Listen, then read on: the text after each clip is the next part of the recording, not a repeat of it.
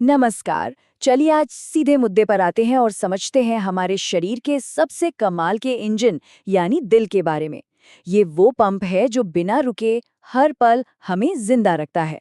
तो चलिए इसकी गहराई में उतरते हैं। शुरुआत इस नंबर से करते हैं 1 लाख।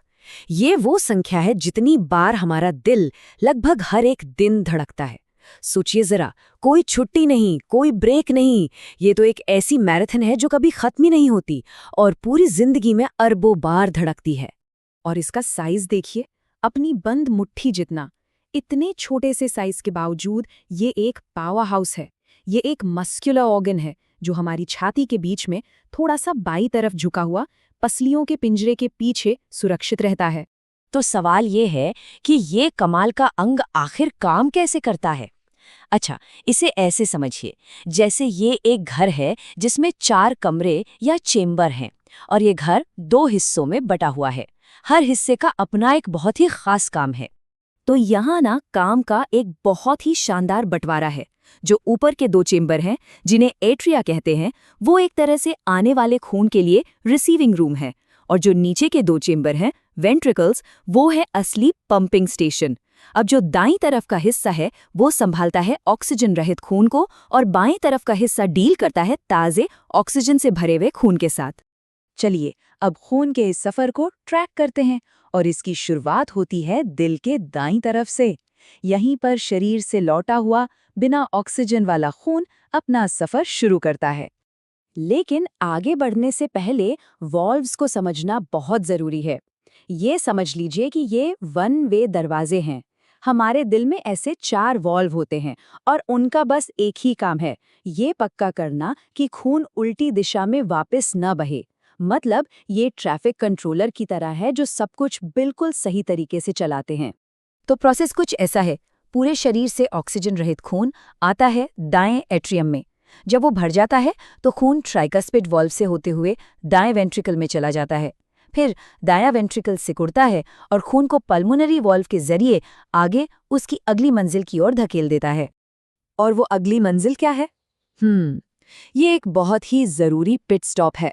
खून को अब फिर से चार्ज होने की जरूरत है, उसे चाहिए ताज़ा ऑक्सीजन। तो दायां वेंट्रिकल खून को पल्मोनरी आर्टरी में पंप करता है, जो उसे सीधे हमारे फेफड़ों तक ले जाती है। अब फेफड़ों में एक कमाल का लेन देन होता है। खून अपनी वेस्ट गैस यानी कार्बन डाइऑक्साइड को छोड़ देता है और बदले में फ्रेश ऑक्सीजन उठा लेता है। ये एक तरह से गाड़ी के लिए एक क्विक पेट्रोल पंप स्टॉप जैसा है। तो अब जब खून में ताज़ी ऑक्सीजन भर चुकी है तो ये दिल में वापस आता है। लेकिन इस बार ये दिल के बाईं तरफ यानी कि पावर हाउस में एंट्री लेता है। और यहीं पर ना इसका एक बहुत ही ज़बरदस्त डिज़ाइन फीचर सामने आता है। देखिए, जो लेफ्ट वेंट्रिकल है ना, उसकी दीवार राइट वेंट्रिकल के मुकाबले काफ़ी मोटी होती है। अब सवाल ये है कि ऐसा क्यों?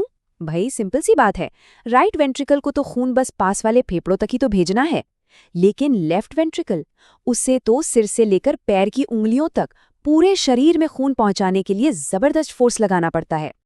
तो अब फेफड़ों से ताज़ा ऑक्सीजन वाला खून आता है लेफ्ट एट्रियम में।